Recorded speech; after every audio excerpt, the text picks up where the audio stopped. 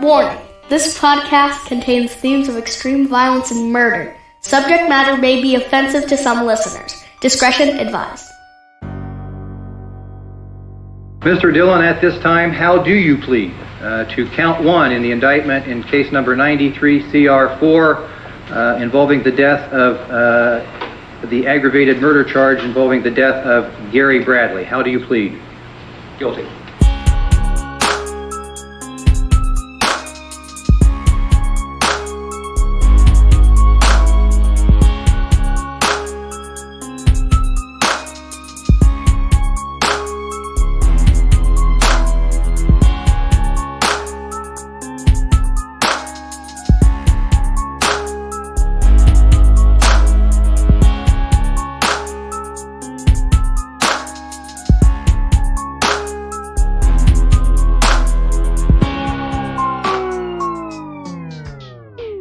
Welcome to another episode of Evil Transgression, your homicide headquarters here in podcasting. I'm your host, Josh, and with me as always... Hey, what's up, guys? It's Dustin. And also, no longer behind the scenes, ladies and gentlemen, give it up for Rex. Hey, how's it going? All right, we're all in it today. So, how's everybody doing? Pretty good. I'm all right. I'm all right. Give me some enthusiasm. I'm doing great, Josh. How are you? I'm doing fantastic. Good. We had a stressful week. Well, I think we all can agree on that. A little stressful getting towards this launch here.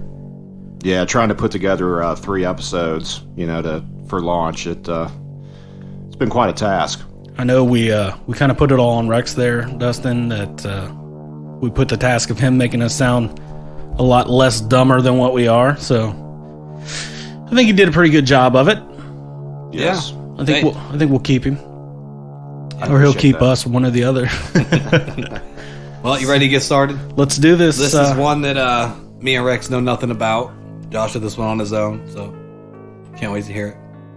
Ladies and gentlemen, Thomas Lee Dillon. Thomas Lee Dillon was born July 9th, 1950 in Canton, Ohio. His father died when he was only 15 months old from Hodgkin's disease. He was raised by his mother and was an only child. His mother was a cold woman who never praised or punished him. Dillon has no memories of his mother ever hugging him, kissing him, or telling him she loved him. So this is a common theme that we're starting to see with a lot of these serial killers, with the no love at home kind of thing. The mom not really having much interest in her child, let alone telling him she loves him. Seems like every killer has mommy issues. I mean, so far. Except for our first one. She had daddy issues. Yeah. But home life as a child basically leads them down a path of not so good, so. But Thomas Dillon was actually a pretty smart kid. And in fact, as an adult, his IQ was 134. It's almost as high as mine. Yeah. Times 2. But his the IQ of 134, let's put it in perspective here. Ted Bundy, who was a pretty notorious serial killer with a high IQ, Ted Bundy was pretty smart. He had 136, so Thomas Lee Dillon's not too far behind him at 134. That's a smart guy. Definitely. He was a loner in high school. The few people who remember him as being funny but standoffish. And in fact, he had no listed extracurricular in his senior yearbook in high school of 1968. So while in high school, Thomas Dillon became friends with a gentleman named Richard Fry. They both enjoyed hunting and were gun enthusiasts. Nothing out of the norm there, because we're talking about rural Ohio. So Richard Fry actually says, back in the year we graduated, we were having a problem with some other kids at a high school, one of these standoffs, you throw something at my car, I throw something at your car, but nobody ever throws a punch. One night, one of the other guys kicked Tom's car. Tom pulled out his gun and took a shot at this guy. Jesus. Yeah, I asked him, did you really mean to hit him? And Dillon replied, yes, I meant to hit him. Thank God you didn't. But, him and Richard Fry are buddies. Richard Fry used to go hunting, like I said, with Dillon. And in the beginning, it was all pretty normal hunts. But then they started hitting these dumps up in southern Stark County. And they'd go down there and they'd hunt for rats and other rodents. Who hunts rats? Thomas Lee Dillon hunts rats, apparently. Nobody hunts rats. That's not a thing. Well, it is. It apparently is in Stark County. You're no higher. So he ran into some wild dogs during one of their weird hunting expeditions, and the dogs looked to be sick. So Dillon asked Richard Fry if he thinks he should shoot them and kill them and put them out of their misery. Fry said he remembers telling him that they look pretty bad and you'd probably be doing them a favor, so Dillon shoots and kills the dogs. So this was the beginning to more terrible things. Hey, there's your start to your serial killer. Most of them kill animals first. Yeah. At a young age. Yeah. So he would then move on to shooting people's pet dogs. So no longer wild dogs, pet dogs. So he just would roll by your house, see your dog outside, and just shoot it. Yeah, basically. And in the 1970s, Fry said he and Dillon often drove around eastern Ohio together, drinking beer, shooting road signs, and committing minor acts of arson. So he's adding arson to his list of killing animals. So he's starting down a pretty cool path here. Right? Yeah. Dillon loved to hunt. He enjoyed to watch the animals suffer and die. He started keeping a kill count of animals on a calendar in his room. That's not creepy, right? Wow. So, not only is he keeping a calendar for the animals, keeping count of those, he's got another calendar in his room where he keeps the track of the number of girls he's had sex with. Who doesn't have that? You. You're right. After graduating high school, Thomas Dillon went to college. Smart guy, right? We've established that. He went to Kent State University, the Stark campus. And later, he's going to transfer to the Ohio State University. Home of the Buckeyes. Home of the Buckeyes. During his college years, Dillon had a group of friends he would get together with and drink. He would boast to them about driving around, shooting a pistol out of a window of his car, and even shooting out windows of schools. Pretty careless. This guy's he's a psycho already. Yeah. But how many red flags are you going to put up here, Thomas Dillon? Yeah, guys. How is he not in jail yet? Yeah, guys, let's go hang out at the pool and drink beer, and I'll tell you about me shooting out windows at schools and shooting pets. But once while driving around with the same group of friends, coming back from Atwood Lake in Carroll County, Thomas Dillon pulled the car over on the side of the road and pulled out a pistol. It sounds like this is going to go well. Yeah. There was a farmer about 200 or 300 yards away working in his pasture, and Dillon started firing a pistol at him. Someone in the car asked, "What the hell are you doing?" And Dillon explained that, relax, basically. The farmer's so far away, he won't be able to hit him anyways. He's just plinking at him. Wow.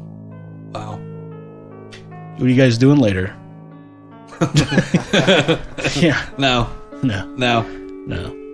But apparently this guy thinks it's pretty normal to just ride around shooting at farmers in their field. It wasn't a dog this time. And kill people's dogs. Old McDonald's out there. Let me pull over and take a shot at him. So, did he actually hit the farmer? No.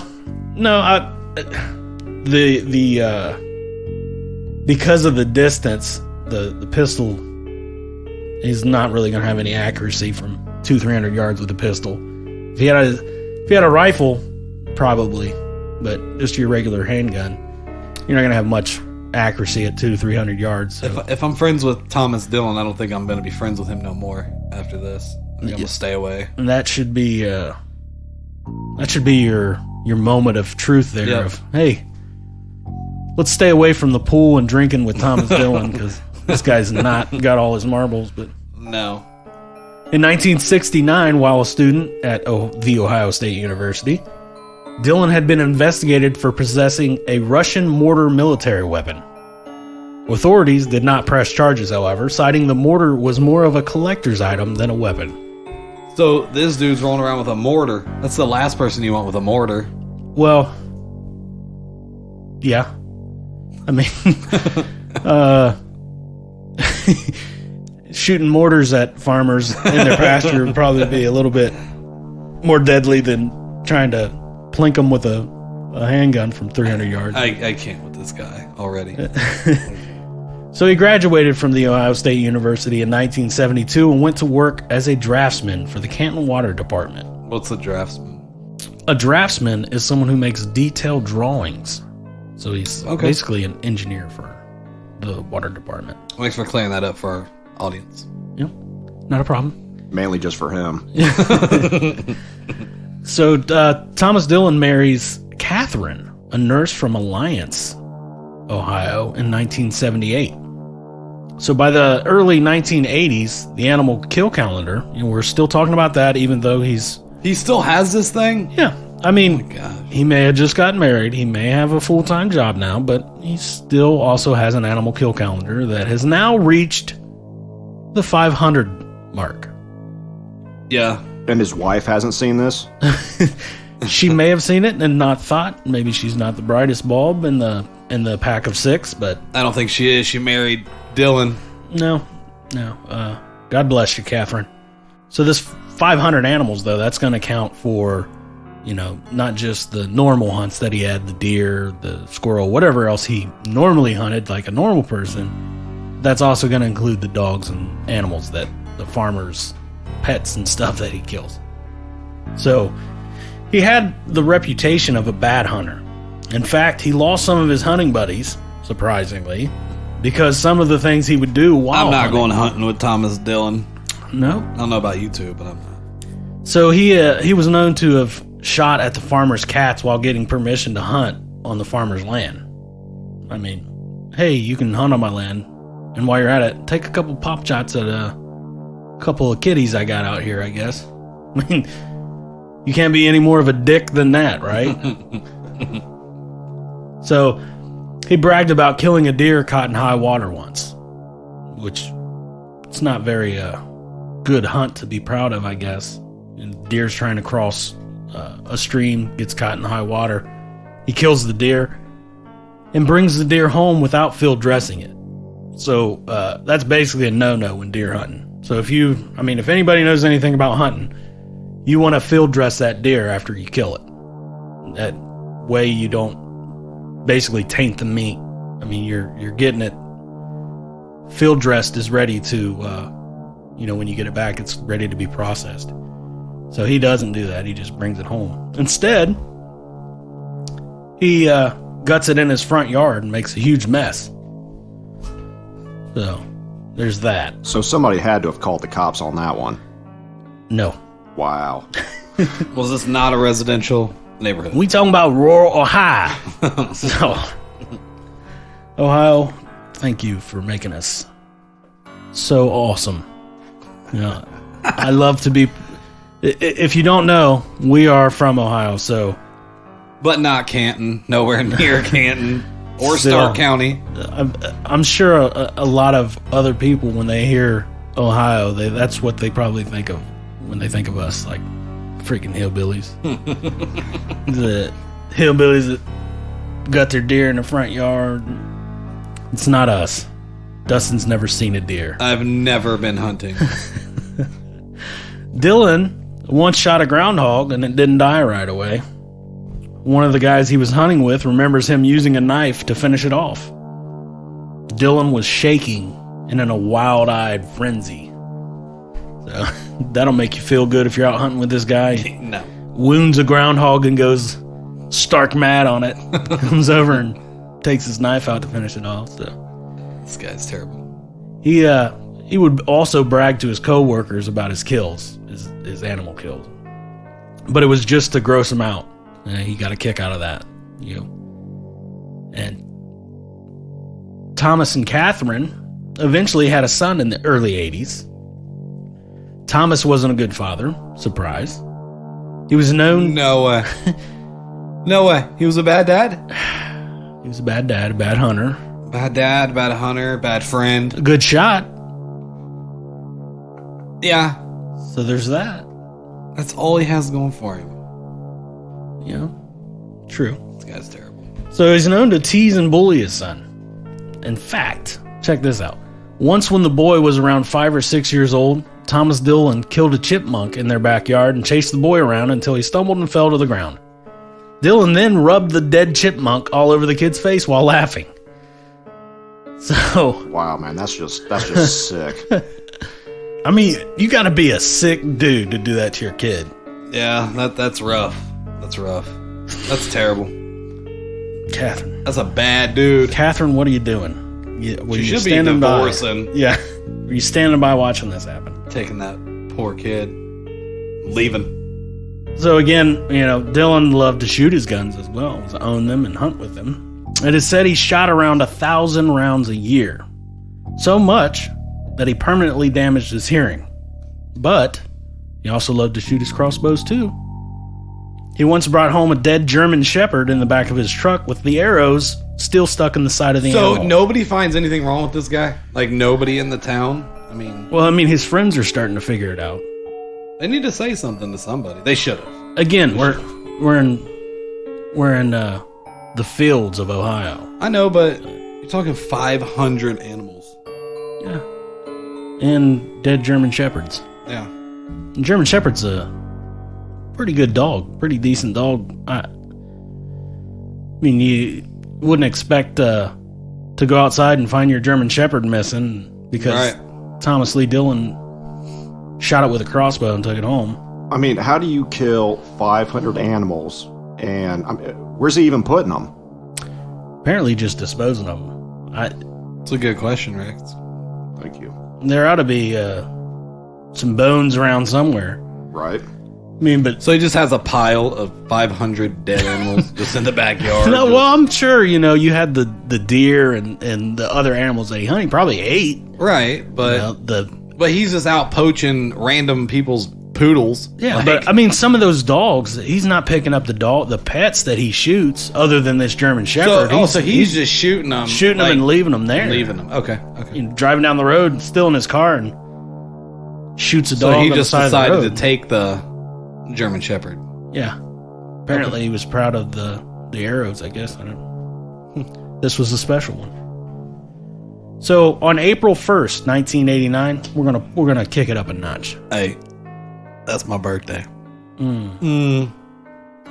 April Fools. April Fools. So on April 1st, 1989, you was born in 89? I was born in 88, so I was born. God. 35-year-old Donald Welling was jogging alongside Road 94 in Tuscarawas County. He encountered Thomas Dillon. Dillon was driving by and saw Welling jogging. He stopped his car and approaches Welling. Welling sees him and says, "What's up?" Dillon claims a voice in his head says, "Open fire on him," and he does, just a mere 5 feet away. Dillon says the encounter lasted about 10 seconds from Welling speaking to him and him shooting and killing him. Dillon left the body on the side of the road and drove away. There was no evidence left at the scene, so investigators had nothing to go on. So he's smart enough, you know, again, we already know we're dealing with a guy with a very high IQ, smart enough to make sure he doesn't leave anything at the scene of the crime. No shell casings, anything like that.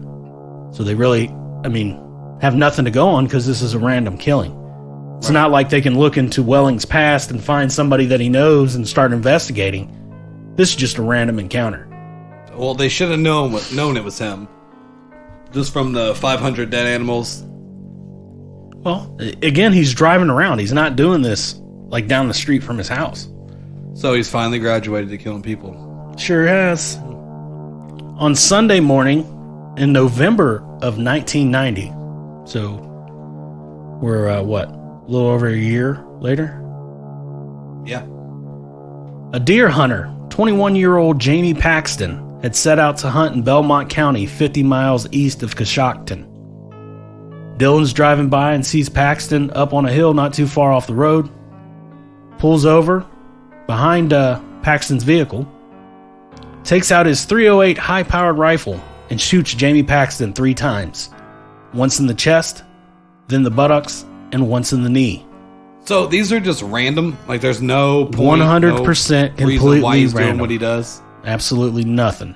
He's random. He sees somebody on the side of the road, pulls over, and executes them, basically. Which, isn't this a little different than normal serial killing? Don't they normally have some type of,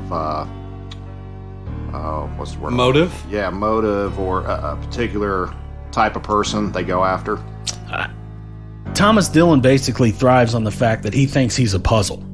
And he really was, for the most part, because like you said, that these are just random, I'm driving down the road, I'm going to pull over and kill these people. So, it's 100% I don't know you, but I'm going to kill you, take your life. So, again, Thomas Dillon leaves no shell casings or evidence at the scene of the crime, and investigators, once again, have nothing to go on. Kevin Loring, 30, of Duxbury, Massachusetts, visits Muskingum County on November 28, 1990 to deer hunt. Thomas Dillon would strike again, shooting Loring again with a high-powered rifle. No shell casings or evidence left at the scene, but this would originally be reported as an accident. How is this an accident and the other ones weren't? Well, the one guy was jogging, and apparently getting shot 3 times doesn't sound like an accident. So this one, he just shot him 1 time, which we'll talk about that here in a second. It was a pretty fatal one shot. So in August 1991, Dillon was cited by a game warden for illegal target practice near a state hunting area in southern Stark County. So now the game warden is involved because you see this guy illegally target practice, which isn't going to send up a red flag right away. I mean, again, rural Ohio. I'm sure there's a lot of illegal target practicing going on, but he gets cited for it, so now he has something on the books at least. So when they cite him, they do a search of his pickup truck, and the warden seized a .22 caliber pistol with a silencer. That's doesn't illegal. Yeah, doesn't sound like a normal hunting weapon there, does it? No. So Dillon later pleaded guilty to possessing an illegal silencer and was released on bond on condition that he not possess any firearms. He was awaiting final sentencing on that charge. But a short time after Jamie Paxton's murder, you remember Jamie, the deer hunter that he shot 3 times? It was his second murder? Yeah. His mother, Jean Paxton, begins a writing campaign to the Ferry Times Leader newspaper. She would send several letters to that newspaper, and they would publish them. In October of 1991, Jean Paxton wrote in one of her letters, "It's been nearly a year since you killed my son. Has your life changed in the past 11 months? Our family hasn't lived since last November 10th. We are surviving one day at a time. There is one question on our minds all day long, and every time we wake up at night. We want to know why Jamie was killed." This letter would finally get a response from Dillon, who wrote back to the paper anonymously. After providing previously undisclosed details of the murder scene, he explained himself. "I am the murderer of Jamie Paxton. Jamie Paxton was a complete stranger to me. I never saw him before in my life, and he never said a word to me that Saturday. Paxton was killed because of an irresistible compulsion that has taken over my life. I knew when I left my house that day that someone would die by my hand. I just didn't know who or where. Technically, I meet the definition of a serial killer, but I'm an average-looking person with a family, job, and home, just like yourself. Something in my head causes me to turn into a merciless killer with no conscience. To the Paxtons, you deserve to know the details. I was very drunk, and a voice inside my head said, 'Do it.' I stopped my car behind Jamie's and got out. Jamie started walking very slowly down the hill toward the road. He appeared to be looking past me at something in the distance. I raised my rifle to my shoulder and lined him up in the sights. It took at least 5 seconds to take careful aim. My first shot was off a little bit and hit him in the right of his chest. He groaned and went down. I wanted to make sure he was finished, so I fired a second shot, aimed halfway between his hip and shoulder. He was crawling around on the ground. I jerked the shot and hit him in the knee.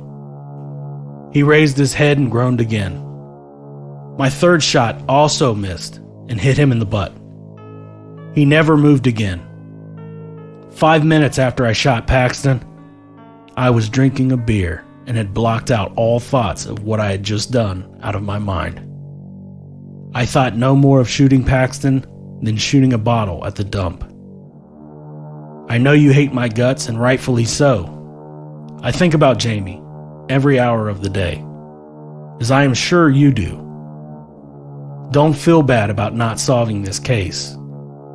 You could interview till doomsday everyone that Jamie Paxton ever met in his life, and you wouldn't have a clue to my identity. With no motive, no weapon, and no witnesses, you could not possibly solve this crime. The letter was signed, The Murderer of Jamie Paxton. This dude is awful. That's awful. Well, and he says he drank a beer to try and forget about it, but he just went in full detail. A year later? Yeah. Explaining what he did? Yeah, he contradicts himself a couple of times in this letter where he's saying, I have no emotion for it, and the lowest part to me is him comparing shooting Jamie Paxton to shooting a bottle at the dump. But you felt enough emotion to, I'm going to have to drink to forget this, right? So it's almost like he's writing these letters just to, rub it in. It's exactly what it is.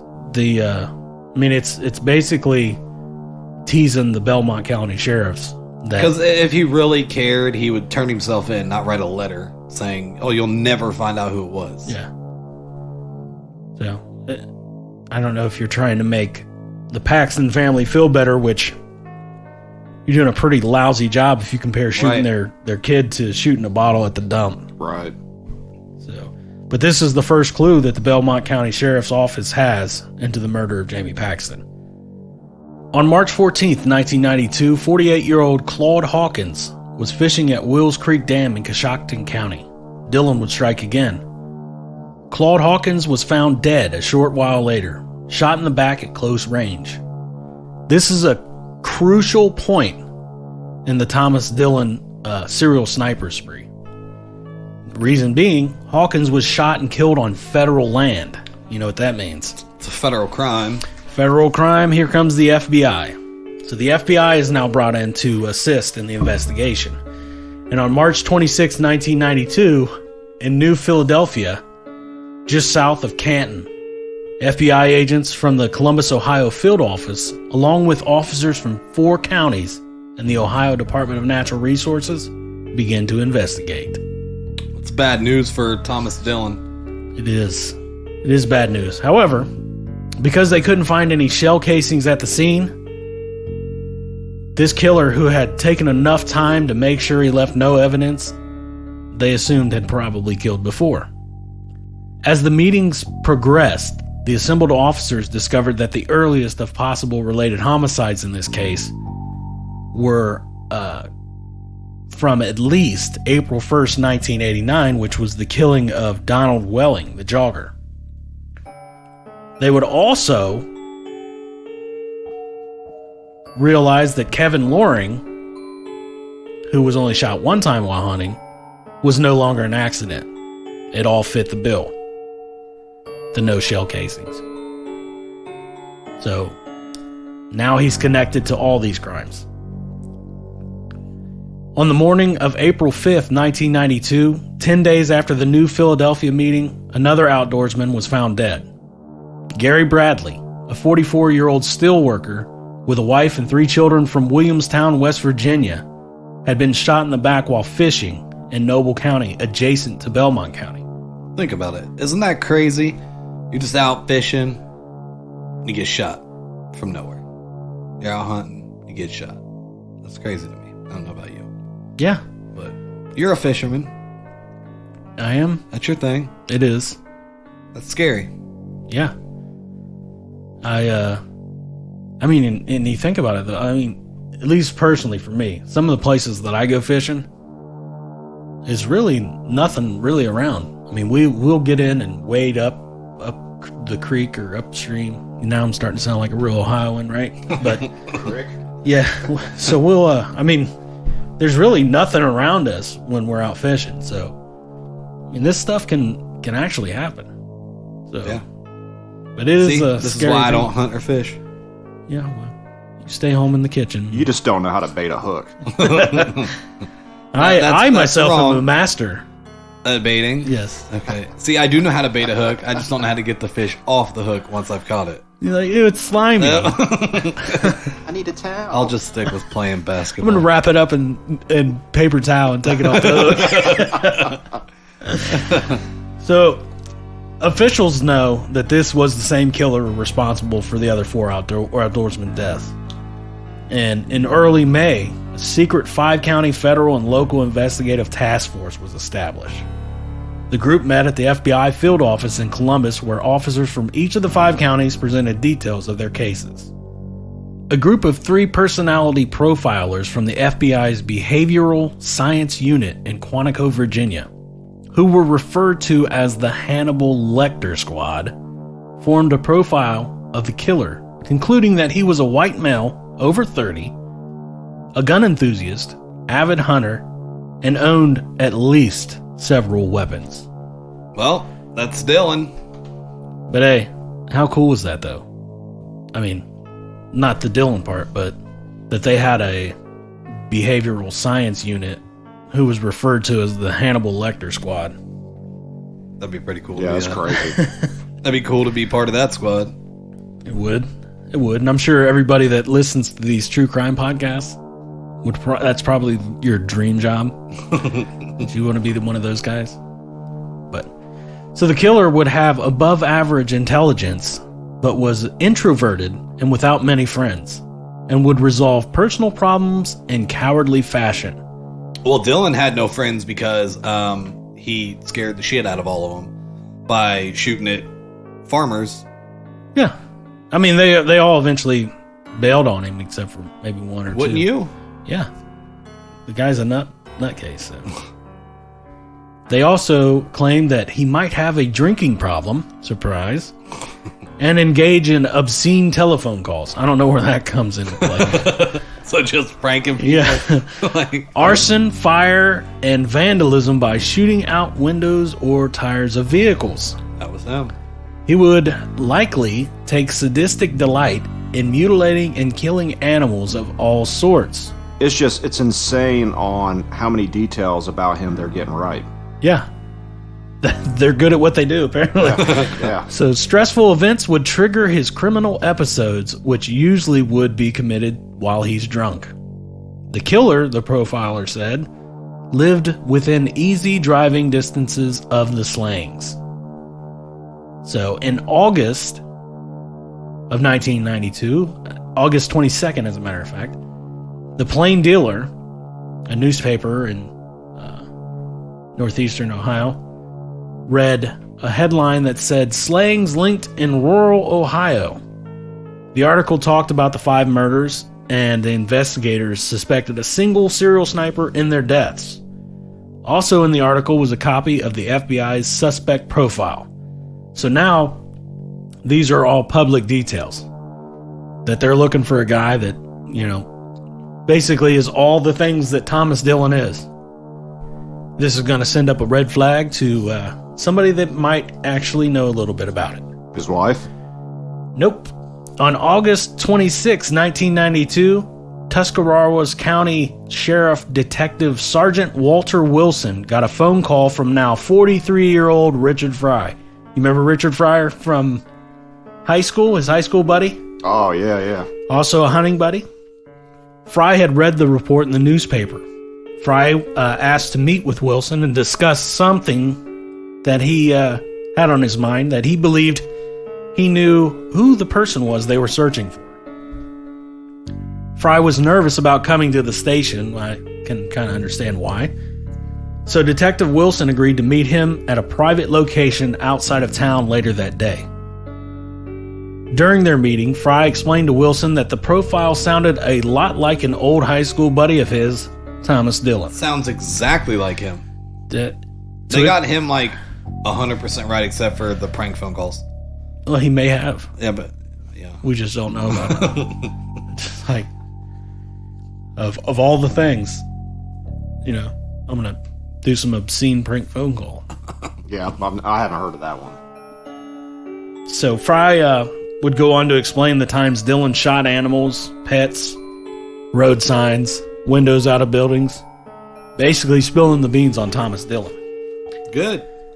He even recalled a story when they were in high school having problems with the kids, and remember Thomas Dillon took a shot at one of the guys they were fighting with? You remember that story we talked about earlier? He brings that to the knowledge of the investigators, and Fry explained how they used to hunt together and had fallen out because of the animals Dillon was killing for fun, the pets and the farmers' animals. Well, that'll do it to you. You start killing animals, then we're not having a podcast together anymore. Yeah, I'm not killing pets. We'll just say that. I'm not a pet killer. So he explained how they split ways, but would meet up again in the early 90s to go to gun shows. So he's explaining to him, he was doing all that crazy stuff while we were hunting. I got away from it, but in the early 90s, we got back together to go to a gun show. I don't know how we've made it this far into the story and he's not been in trouble with the law at all. Oh, he has, but nothing serious. Right. That's what I mean. Like, you go that long killing animals. I mean, I know there's laws on that now. You kill animals. It's like, isn't it a felony here? Killing an animal. Maybe. I think it is. I heard that. I could be wrong. It's a crime. Yeah. Yeah, it is a crime, yes. So, Fry explained that they split ways. They meet back up for gun shows in the 90s. One particular drive up to a gun show in Cleveland, Fry and Dillon had been discussing the serial killer Ted Bundy, who we also previously talked about. Apparently, Thomas Dillon had interest in serial killers himself. That little man crush on the old Bundy. And Dillon stopped in the middle of that conversation and asked Fry if he'd ever thought that he had killed someone. That if Thomas Dillon had ever killed someone. And Fry thought that was kind of odd thing to say, so he also mentioned that to the investigators. So with Fry coming forward, thank God, he shares all this with the investigators, and they put Dillon as their prime suspect. And pretty quickly after that, they had evidence to back up Fry's claims about Dillon. On September 20th, 1992, a witness saw a red Toyota pickup truck, similar to what Dillon's driving around at the time, near the spot where a dog had been killed in Tuscarawas County.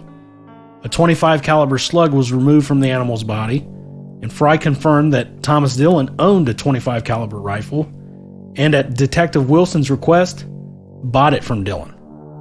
Days later, a ballistic match was made. So Fry's now a big part of this investigation. He bought this gun off of Thomas Dillon so that they could run a ballistic test on it. So, huge kudos to this dude that reads this thing in the newspaper and says, I know this crazy dude, and we're going to have to put a stop to it. So when Wilson ran a check on Dillon's history of firearm purchases, he learned that Dillon had bought numerous weapons from a licensed federal firearms dealer.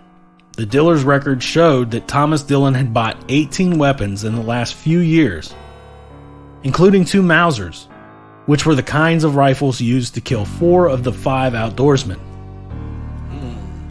This is a guy that shouldn't be owning firearms now because somebody got popped with the illegal silencer charge. I don't know if you remember that. So getting close. The task force begins following Thomas Dillon from the air and on the ground in mid-October of 1992. So they're following him through airplanes and all that good stuff. This is a real deal investigation now. Good. You have the feds involved. So, good luck getting away from this one. On November 8, 1992, investigators witnessed Dillon's vandalism firsthand. He went on a shooting spree, targeting electric meters, oil well pumps, and stop signs. Who is this guy? I don't get it. Like, how old is he at this point? Like, I don't know, in his 30s? Yeah. Going around just shooting random things? He also stopped next to a car with a for sale sign on it, picked up a large rock, and threw it through the windshield. Is he 15? It's just it does seem quite immature to me to do. Yeah. I mean, he likes shooting stuff, I give you that, but you're going to pull over and pick up a rock and throw it through the windshield of a car with a for sale sign on it? A guy with a wife, kid. And a normal job. Yeah. Probably a good paying job. This guy's stupid. So, on November 11th, 1992, which was 3 days after that, Dillon lost the surveillance team, but later that day, investigators discovered that numerous cows had been killed with a crossbow in Tuscarawas County. Richard Fry helped obtain several of Dillon's arrows, and they were the same model and style as those recovered from the dead cows. So you said Dillon was smart, but to me he doesn't seem very smart because the guy asked to buy the gun that he shoots the animals with. He gives it to him. Now he's getting these arrows from him. Like so he's smart, like book smart, but he's dumb criminal. He is, he's also getting a lot more careless, if you think about it. Right. I mean, he doesn't expect his buddy to be the one talking to the feds, turning him in. He just thought he was invincible at this point. He's been getting away with this stuff for years now. Right. So. I mean, he's really getting careless. So, on October 21st, 1992, the task force followed Dillon to a gun show where he bought a .22 caliber rifle. The purchase of the gun was enough to arrest Thomas Dillon for violating his bond on the silencer charge. But there was still nothing to link him to the killings of the outdoorsmen. Investigators had to decide whether to arrest him or wait. If they waited, they risked losing him and giving him the chance to kill again. So they decide to arrest Thomas Dillon on November 27th, 1992, just 3 days before the opening of Ohio's deer season, hoping that a search of his home would provide evidence for the murders. It, however, did not. That would have been terrible if they would not have arrested him. But listen, they arrest him, but they don't find the evidence they need for the murders. But they should still keep it. I mean, deer season's only, or gun season's only, what, a week? Something like that. A couple days. Yeah. At least keep him in there until they're done hunting. But the good news, though, is that when he's in court, the prosecutors released the information that Dillon is the prime suspect in the murder of 5 outdoorsmen in Ohio. This would stir up a ton of publicity and finally lead to the break investigators need. On December 4th, 1992, a man came forward and told investigators that he had bought a rifle from Dillon at a gun show on April 6th. The man turned the rifle over, along with a receipt, to investigators. Ballistic tests matched the bullets recovered from Gary Bradley and Claude Hawkins with the rifle. So this dude is selling the weapons that he uses to... Getting rid of them. Okay. This guy, however, recognizes Thomas Dillon on the news, calls him up, says, "Hey, I may have bought one of these rifles from this guy that he used. It's the same type that you guys are describing. I have a receipt, that he had sold it to me," and turns it over to him. And bingo, now we got a match.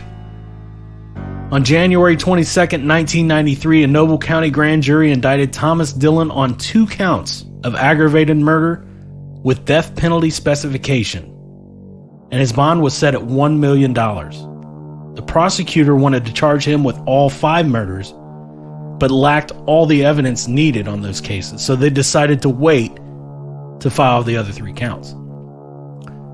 A 3rd murder charge was filed against Dillon on May 22nd, 1993. He was charged with the aggravated murder in the death of Jamie Paxton.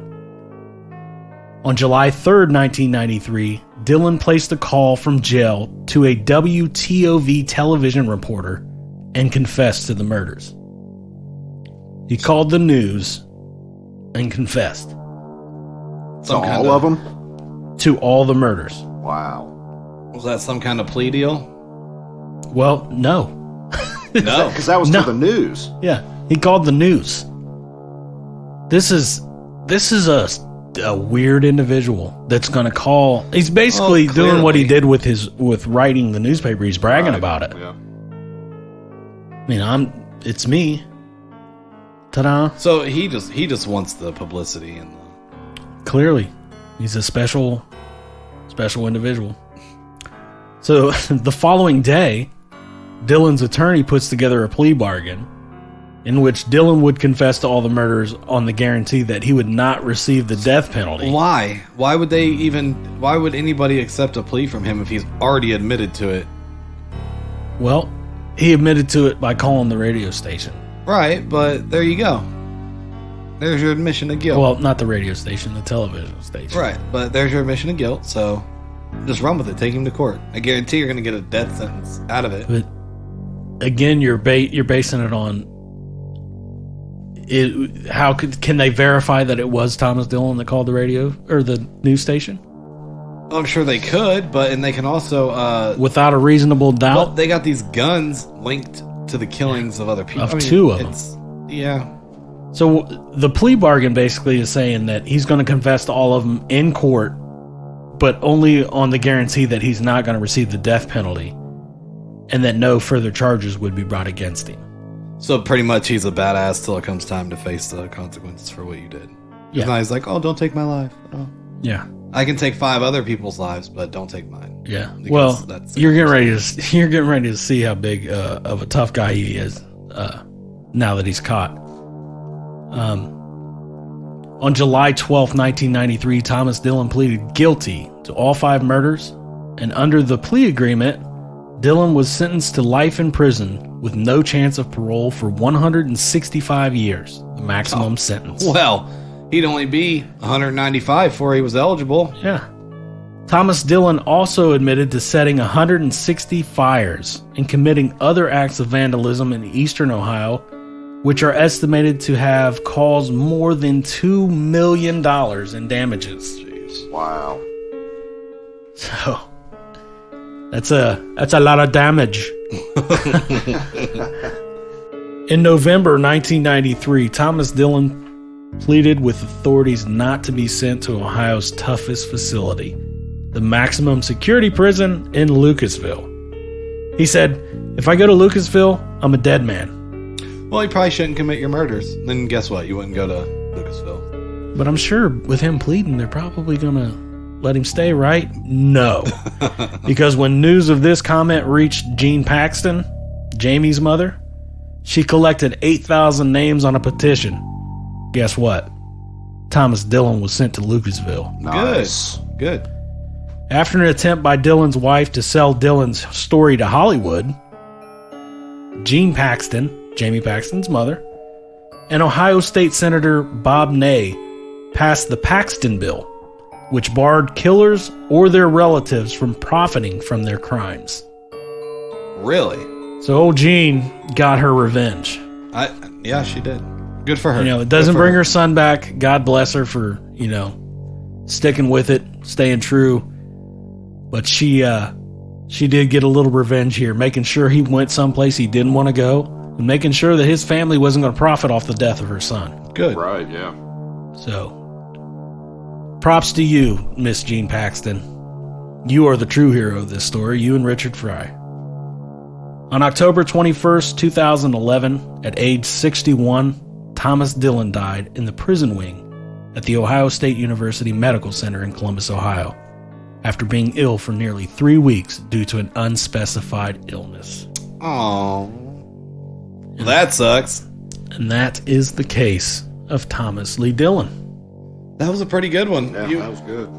You told a good story today. I'm glad. I'm glad you guys... Proud of you. Thanks, man. We didn't know nothing about it, so it was nice to be surprised. It was a story that kind of hit close to close to home on a lot of things. You know, we're all from Ohio. I tend to do a lot of outdoorsy things, fishing and stuff like that. So it was one of those stories that kind of resonated with me. So I wanted to share it with you guys. Hope you guys enjoyed it. It was good. Yeah, it was good.